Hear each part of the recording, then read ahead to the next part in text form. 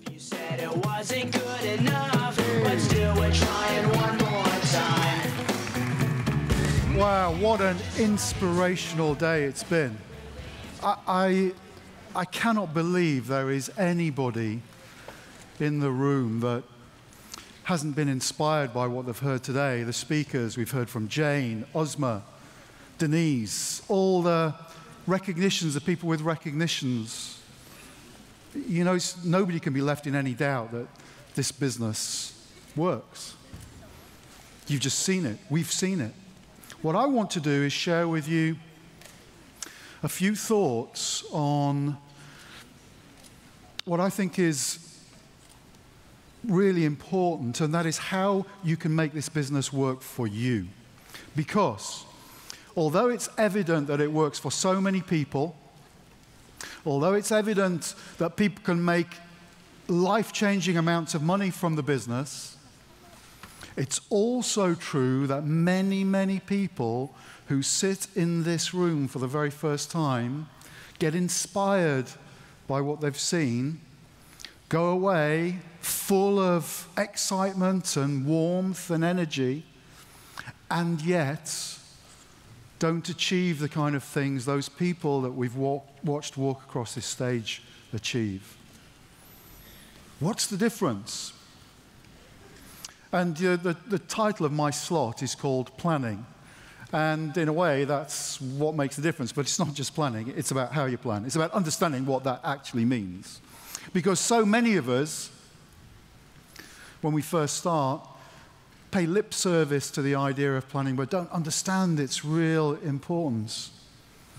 Do you know why so many people fail to achieve their dreams in this business? It's because they don't know what to do. Now, of course, they know what to do. They know that what they need to do is get some information in front of somebody about the business or the products, invite them to some event, have them see the bigger picture, help them to get started. They know what they need to do, but they don't know what they need to do today.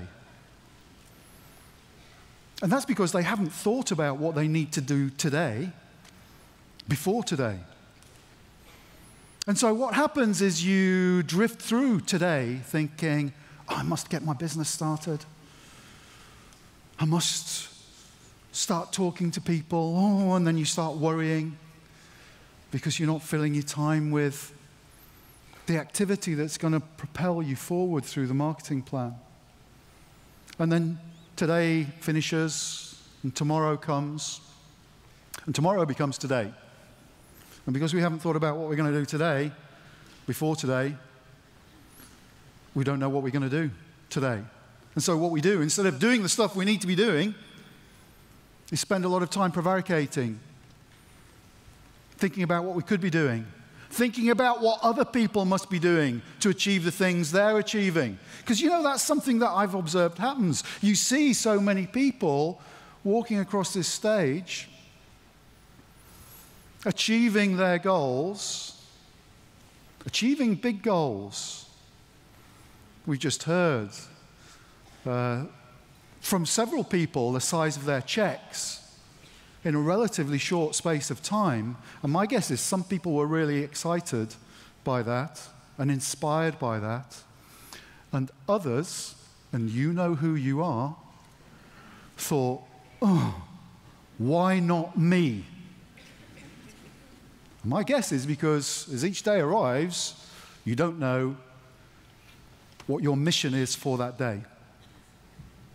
And because you don't know what the mission is for that day, you spend your time lolling around, thinking about what may be, dreaming about what might happen, but not having a proper plan of action that's going to deliver the results. You've heard a lot of people on this stage today in their testimonials talking about doing the business in the nooks and crannies of their lives. You hear that quite a lot. And that's because we all lead busy lives. All of us have 24 hours worth of stuff in our lives. Every single one of us. And when those nooks and crannies arrive, if you haven't decided in advance what actions you're going to be taking in those few moments, possibly 10 minutes here, 5 minutes there, time to make one call there, instead of applying yourself to putting the plan in action, then the time just drifts away. You spend it doing something else, washing the dishes, talking to somebody about nothing, gazing into space. And it's because we haven't applied ourselves properly to planning. You know, if you were to get your 2 weeks holiday for the year and you arrived at the first day off and you hadn't actually planned where you were going to go, but you expected to have a fabulous time in some exotic location, and suddenly on that day arrives your holiday and you think, oh, what am I going to do? Maybe I need to get a hotel and maybe get some air flights or book a car or something. Are you going to have a great time?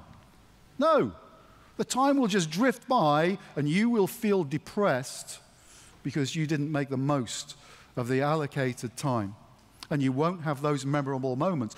That's why most people spend time planning their holiday, because it's the one time of year most people look forward to. Most people in our society spend more time planning their annual holiday than they do in planning their life. What I want to share with you this afternoon is a few thoughts on how we can take away what we have learnt today from all these wonderful people and make sure that we make the most of what we've learnt, make the most of the insights that we've gleaned, make the most of the opportunity that has revealed itself to us today. If I can have the first slide, Paul, please. This I have heard many, many times. It's in the front cover of many books about planning. It's become a cliche in our industry. But you know, cliches become cliches because people repeat them a lot.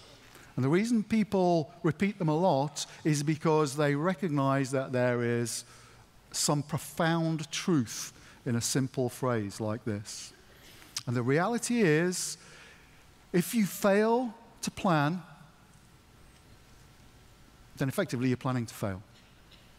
And we need to learn how to plan effectively because it's important to make the most of the 24 hours we have in our own day, or the 30 minutes we've got left after everybody else has taken their bit of our 24 hours. It's important to apply that, but for duplication to work, and our business is based on the principle of duplication, we need to know how to help a new person plan their business. We need to know how to help them plan their very first day, their very first week, their very first month, their very first recognition, their very first international travel incentive.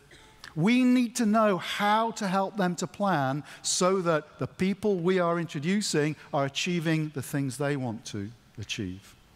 Because if the people that we are introducing are achieving the things they want to achieve, then we're achieving the things we want to achieve too. But if we haven't learnt the skills of planning, then how are we going to teach them how to do that?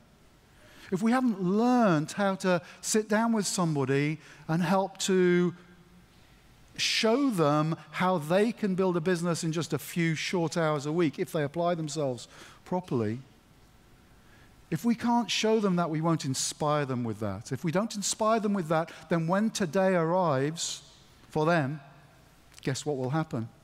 They won't know what to do today. And if they don't know what to do today, guess what? They're not going to do anything. And so it doesn't matter how good a sponsor you are if you can't help your person to plan and use that planning to propel them into action, then you're not going to build a massive business, because we need to focus our people on taking those first steps, because everybody's scared. All of us are. All of us wonder, can I do this? We're fearful of the consequences, fearful of what people will think. We need to get over that. We need to discover that actually this business works if we do it, if we get started.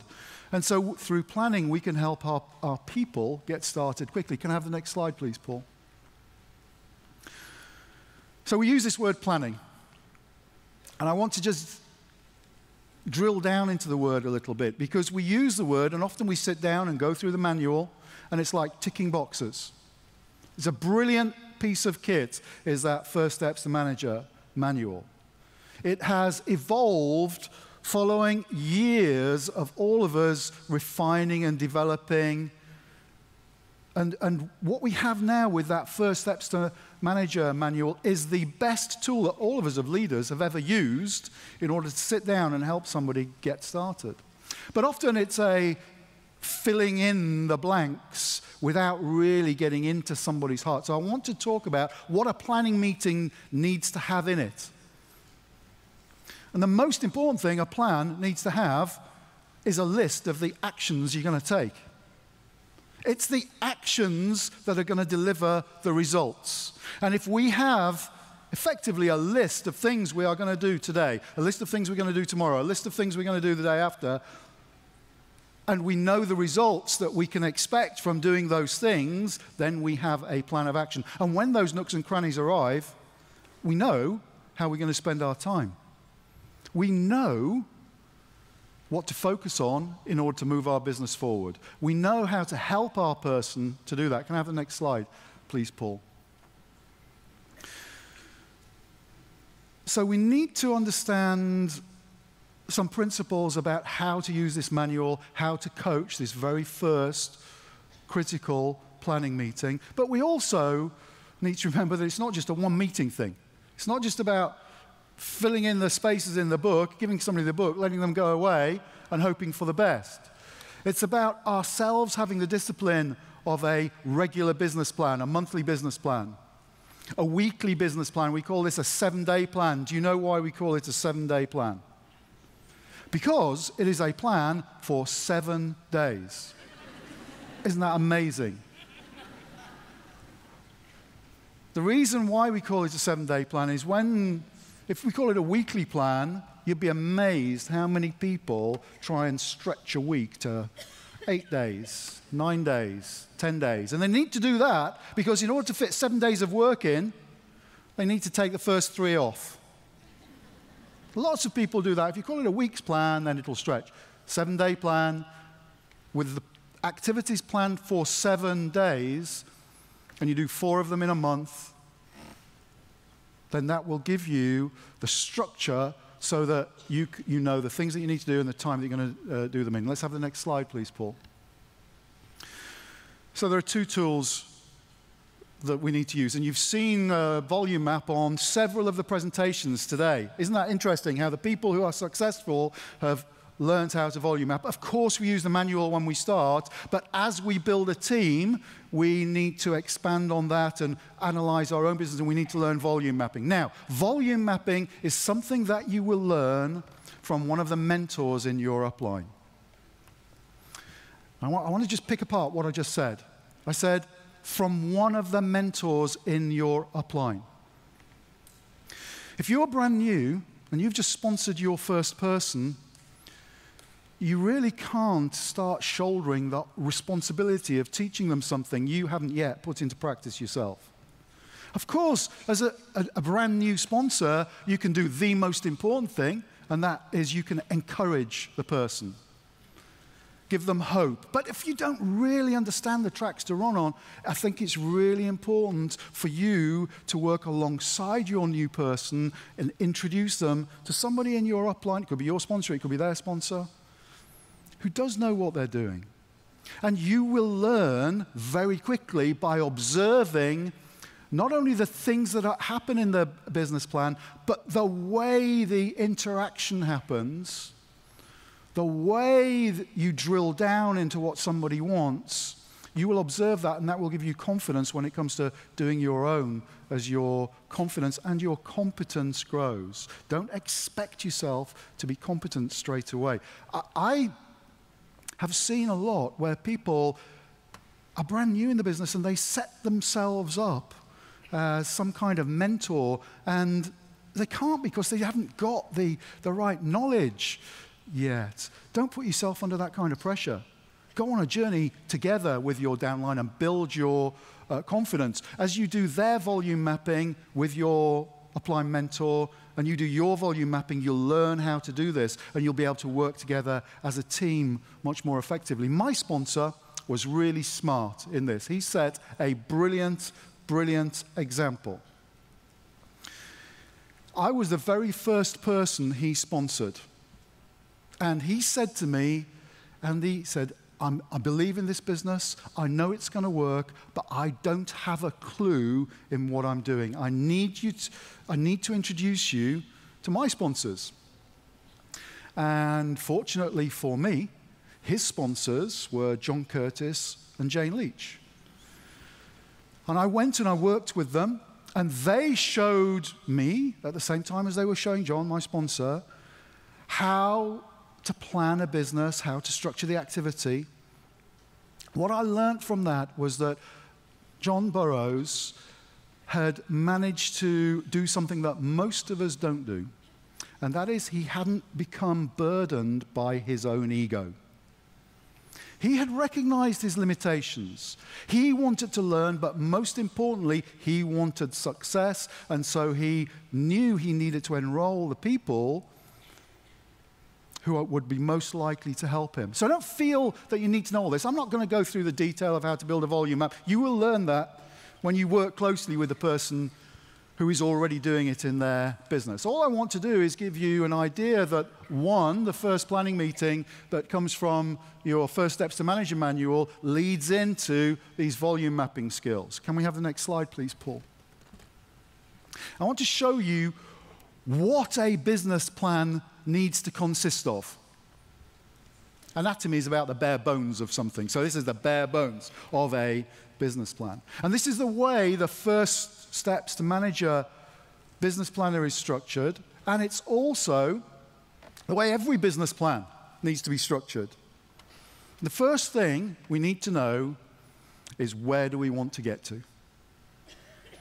It's really quite simple. If you're going to go on a journey, you need to know what your destination is. If I go to the railway station and I'll say, I want a train ride, to the guy behind, do they still have ticket counters? It's ages since I've been on a train. But you know, you say, I want to go on a journey. What's the first question he's going to say? Where do you want to go? Doesn't matter, I just want to go on a journey. At this point, he's glad he's got that perspex thing in between us, isn't he? Because he is thinking, this guy's crazy. He's getting his money out. He wants to go on a journey, but he doesn't know where he wants to go. How can I help him? That would be sane. Nobody would go and say, I want a ticket. Where do you want to go? It doesn't matter. None of us would do that. But yeah, when we sit down in our business, we don't think about where we want to go. This is the most important thing. Now, if it's your first plan, we need to think about where we want to get to. Where we are is right at the beginning of the journey. But if it's your 10th month in the business, you also need to know where you are now. So we need to know where we are in terms of case credits, the structure of our business, the number of people in our business.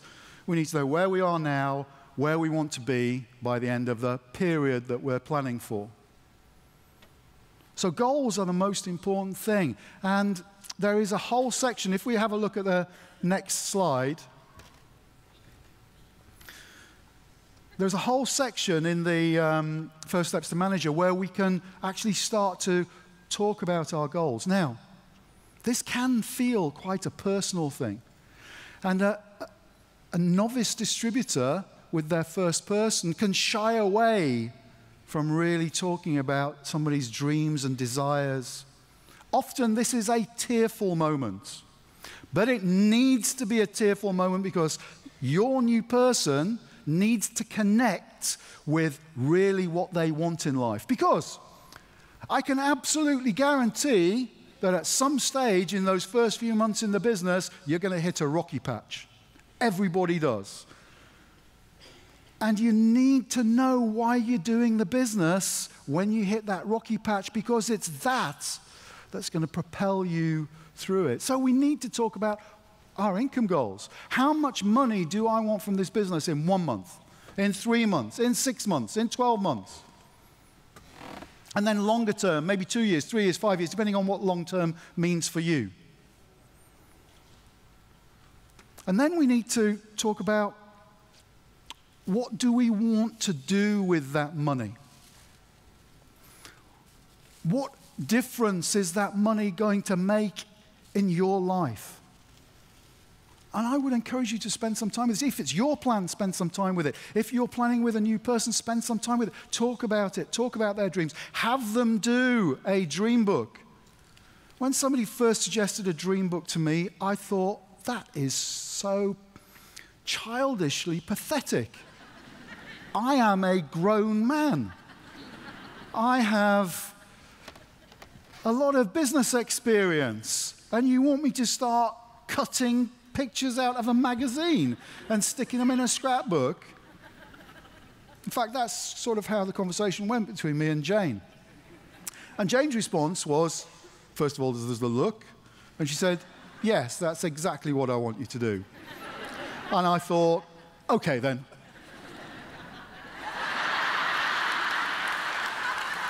Was that her? Did she come there? Yeah. What? How did I know that was? Did she give the look? You wouldn't have laughed like that if she'd have given the look, I promise you that.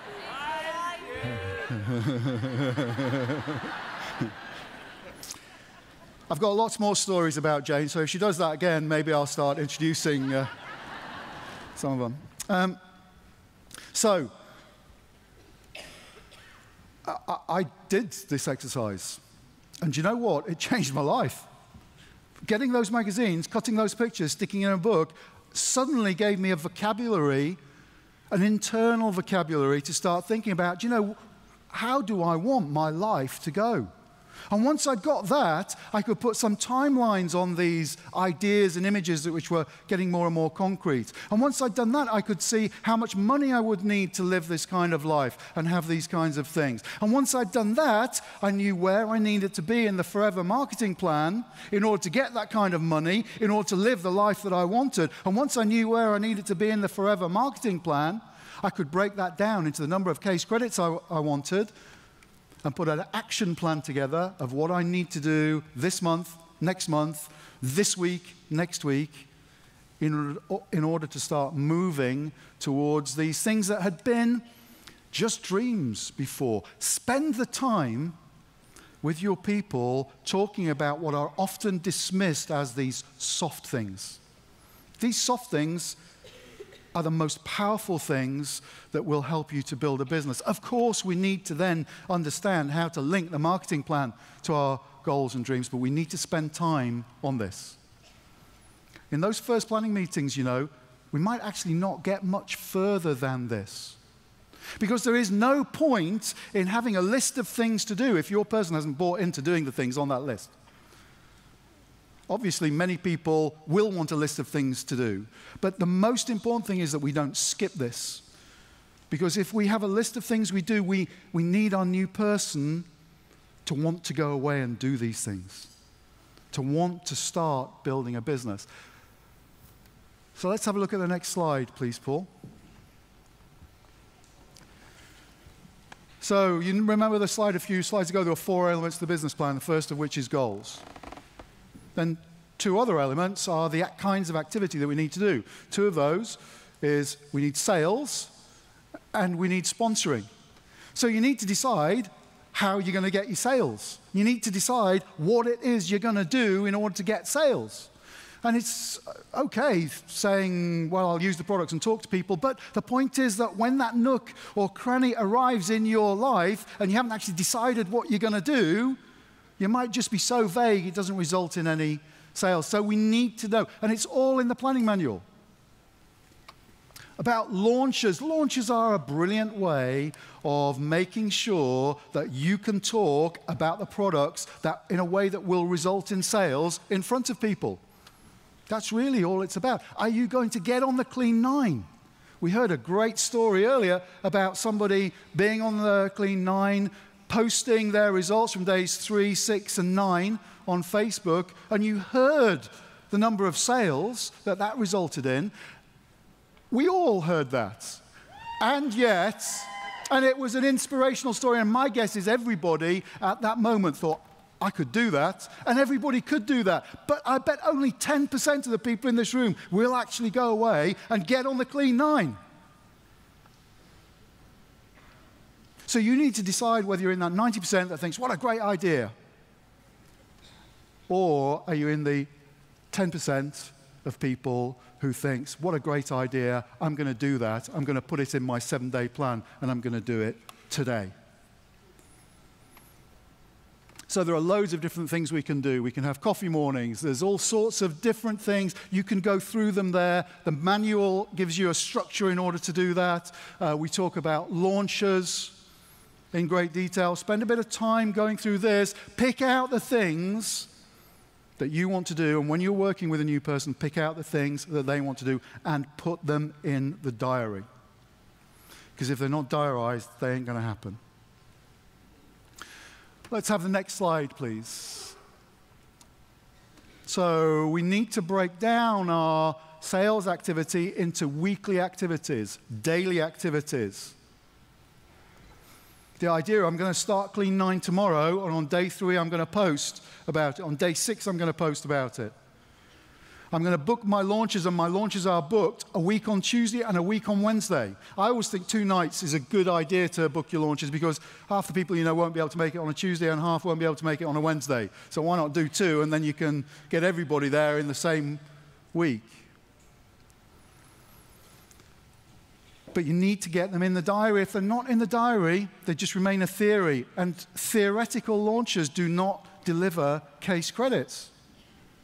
But if you've got a deadline to meet, then you know you need to invite people. You know you need to coach your new person to invite people. You need to know that it's important that they ring everybody, speak to everybody personally, not just stick invitations through the doors of their neighbors. You know, you need to work with them, and if you've got a date and a deadline, then you are more likely to do that. What we're going to do is put them all in the diary and also put them on a list and estimate the case credits we're going to get. And this is where you will need your upline. You will need your upline to give you some idea of what you can expect in terms of case credits from each of these events.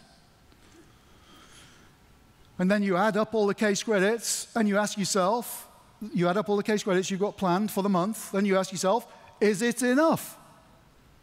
Because one thing I have learned, if it gets to 11 o'clock on the 31st of the month and you haven't got enough case credits, it's a tough time to do anything about it. Whereas if you thought about it on the 1st of the month and you add it all up and you recognize you're 3 case credits short, then at this stage you've got a whole month to schedule something else and to do something else and to make sure your time is put towards ensuring you get those additional case credits. That's what planning's all about. It's about foreseeing the problems before they arise. So if you haven't got enough case credits, schedule more stuff. Can we have the next slide, please? So let's have a look at sponsoring. So we know we need to talk to people. We know we need to get information in front of her. Jane did a brilliant presentation about the cycle when she launched the new materials. You know, you could do a one-to-one, you could do an online one-to-one, you could send somebody to a website, you could send somebody a DVD. Bring them to a business presentation. We have all these tools to show somebody an overview of the business, to show somebody an overview of what the opportunity is. We have loads of opportunities to do that. But most people who join the business don't avail themselves of the opportunities that are there. Most people don't contact half the people on their list, 1/10 of the people on their list, anybody on their list. And that's because they haven't planned to do it. They haven't planned in detail who they're going to speak to, when are they going to speak to them, what are they going to say to them. And when those nooks and crannies arrive, you think, oh, I want to sponsor somebody. Who am I going to sponsor? Oh, I know I should do the list, but I haven't got time now, I'll do it later. And you end up ringing the same 3 people that you rang last week who said no to you then, in the hope that they've changed their mind because you think they'd be brilliant. No. You need to be strategic about it. We need a list. And if your person hasn't got a list, spend a bit of time working with them to develop the list. If you haven't got a list, do a list. If you have some emotional or psychological hang-up about doing a list, let me give you my advice. Get over it. Get on with it.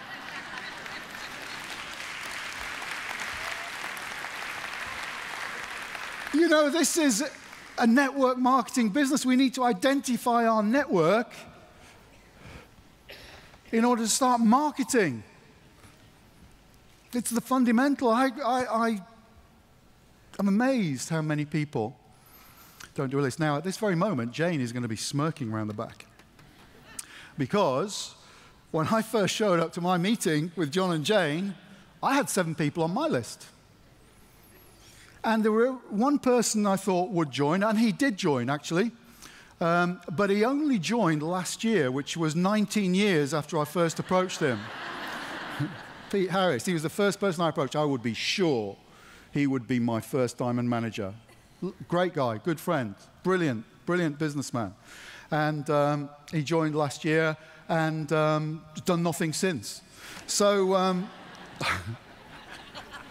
and he's going to see this on YouTube. Hi, Pete. So, you know, as the people on my list, the other 6 people were the ones that I didn't think were that good, but I didn't really care about their opinions anyway. So I didn't feel intimidated by approaching them. Isn't that amazing what we do? The others, I was worried about what they would think of me doing this kind of wacky thing. I had to just get over it and get on with it. And that is one of the things that all of us who've achieved success have had to do. It's one of the things we have in common. We've all had our hang-ups, we've all had our resistance, we've all had our inhibitions, but at one point we have had to arrive at deciding we're just going to get over it and get on with it. So help your person to do that. And once we've got the list, we need to identify who we're going to talk to in the next 7 days. So we need to go through the list and identify these people and talk about the individual and talk about their kind of profile, what their life is like, what their challenges are, what their hot buttons might be, what it might be about the forever living opportunity that will help them to move their life forward. And then we're going to decide on some words. And there's loads of ideas in the manual that you can go through. Get my CD, watch all the videos on YouTube. There's loads of ideas on what you can say to people. To be honest, it's not an exact science. Essentially, we're going to call somebody and I think you would like this because it's going to give you X, Y, and Z. If it's a 20-something, 30-something mother of toddlers who's worried about the fact that she's going to have to go back to work full-time, ring up and say, I think I found a way for you to develop a full-time income and still be around your kids full-time. If it's somebody who's 50 and worrying about their pension, I think I found a way for you to get that pension you're worried about. I don't know if it's for you. Obviously, only you can decide that. But I'm going to send you some information, or I want you to come in to a meeting, or I want you to meet somebody, or whatever you've decided you're going to do. In that meeting, in that planning meeting, you need to be deciding what the next step will be, so that when you ring, you know the words you're going to use and what the next step is you are going to invite them to do. Because that's all we're doing, guys. We are inviting people to take a look at something that we think could change their life. That's all we're doing. I was had a Facebook exchange with Rosie. Rosie's somewhere in the room today. And she was saying, I hate asking people for favors. And it was holding her back from calling people. We're not asking anybody for a favor. We have the greatest opportunity in the world. They're not just words. Do you know why I use those words? We have the greatest opportunity in the world. Here's why I say we have the greatest opportunity in the world. Because we have the greatest opportunity in the world. And we're going to ring somebody up. Or we're going to message them on Facebook, because that's fine too. You know, just have Natalie. I don't know if you read Natalie's article in Jan's and Natalie's article in the magazine. Read it. It's brilliant. And as Natalie says, we need to use the most appropriate channel of communication, the one that we use with that person normally. If you normally speak to somebody at work, don't not talk to them all day and then ring them up when you get home at night. That would just be weird. Talk to them face to face at work. If you normally speak to somebody on Facebook, have a conversation on Facebook. Now, there is an art to having a conversation. It's not just sending them an advert on Facebook. You need to differentiate between sending an advert and having a conversation, but you can learn these things. And maybe you'll discuss that at the planning meeting. At the end of the planning meeting, you need to have a list of the people you are going to be calling over the next 7 days. It can be as many people as you like. But I personally think it needs to be a minimum of 15, even if you are very, very part-time. Here's why. If it's fewer than that, you're just not going to get in the groove. You are just going to worry about it more than do it. So it needs to be at least 15. It's 2 calls a day or 2 messages a day. But if you're speaking to people on Facebook, then you can contact more than 15 people in a 7-day period. And I hear from people, how do these people who are moving through the plan so quickly, how do they do it? What are they doing? It's really simple.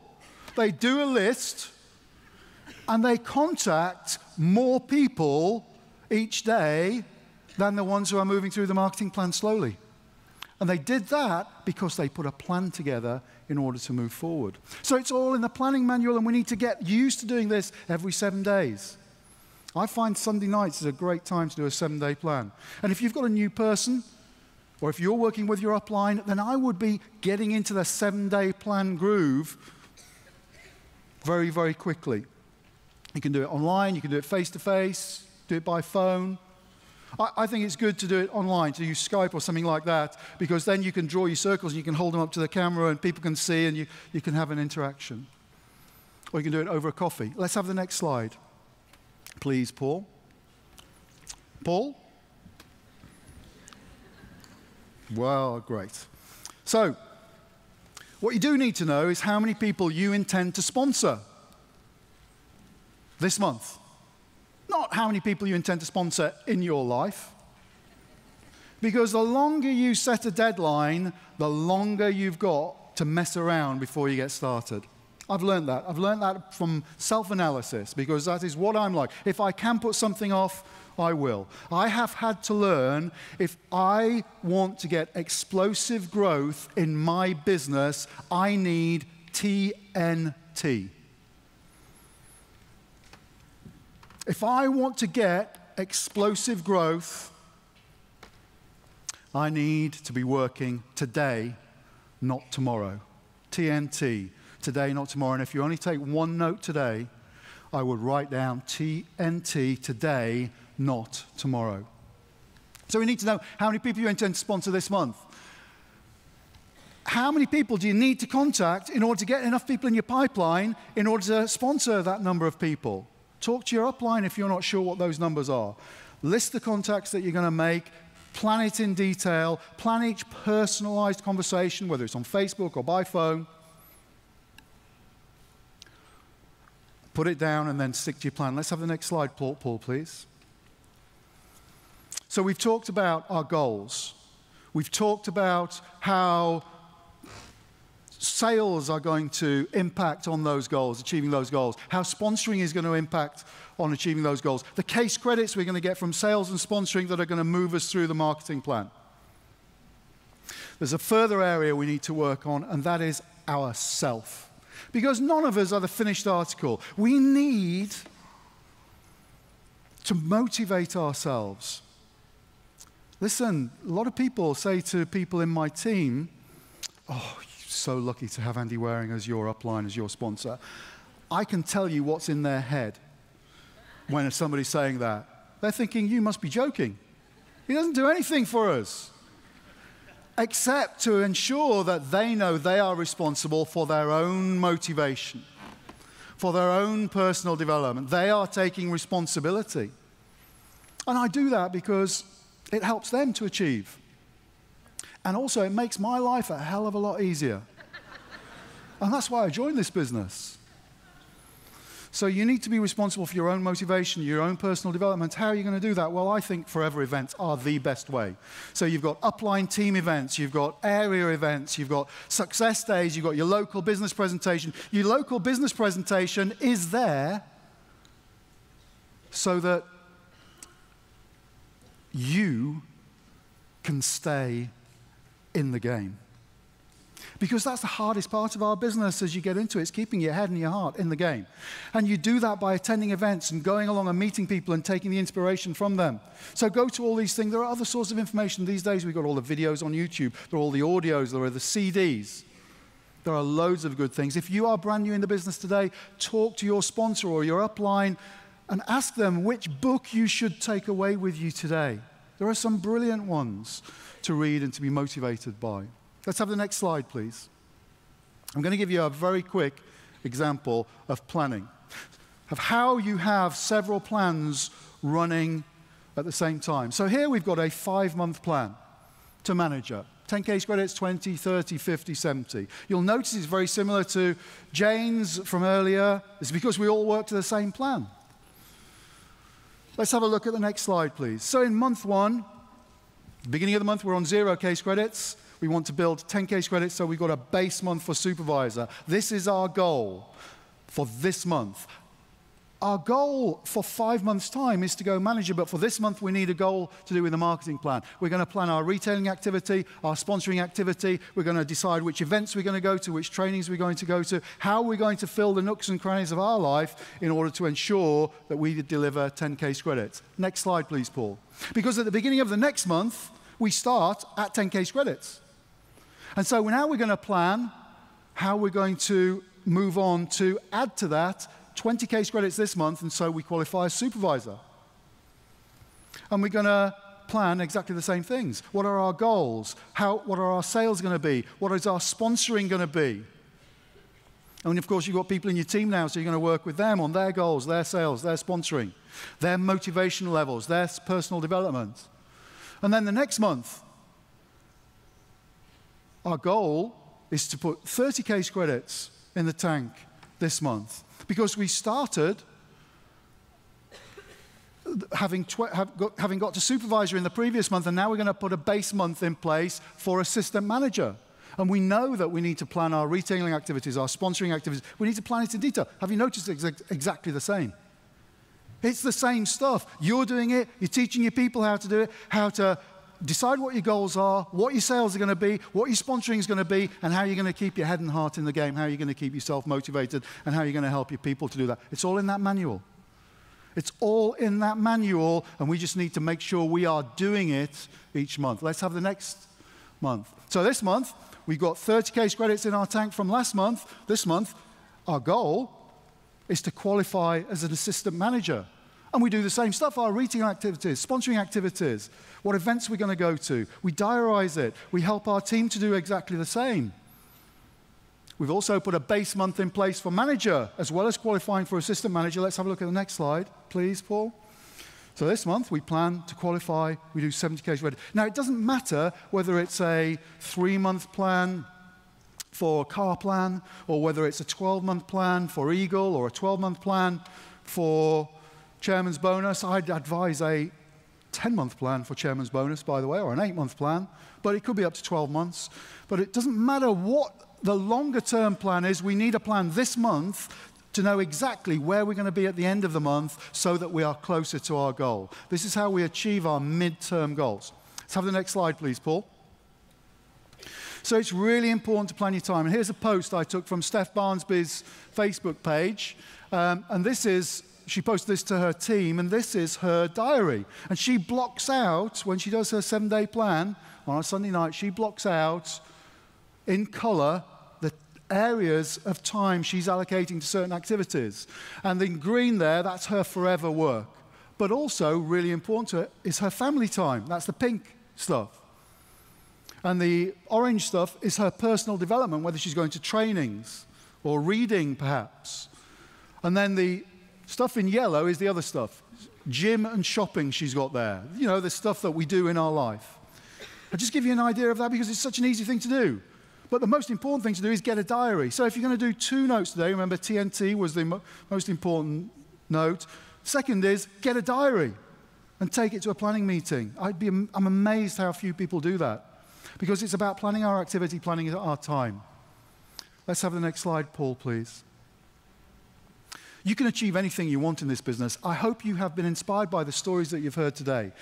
I want you, though, to know that those people who have been up here today did not achieve that by accident. They did it because they planned their activity every day, every week, every month. They planned their activity. They planned their time so that they knew that they would, when they were going to be doing that activity. And that's what delivered the case credits. That's what delivered the results. And that's what has delivered some of these life-changing incomes that you're hearing about. Let's have the next slide, please, Paul. If you fail to plan, you're effectively planning to fail. I really don't want you to fail. So take this planning seriously, understand what it's about, and make the most of the opportunity that you've got here. I hope that's helped. I hope you found it of some value. Thanks for your time. Thanks for listening.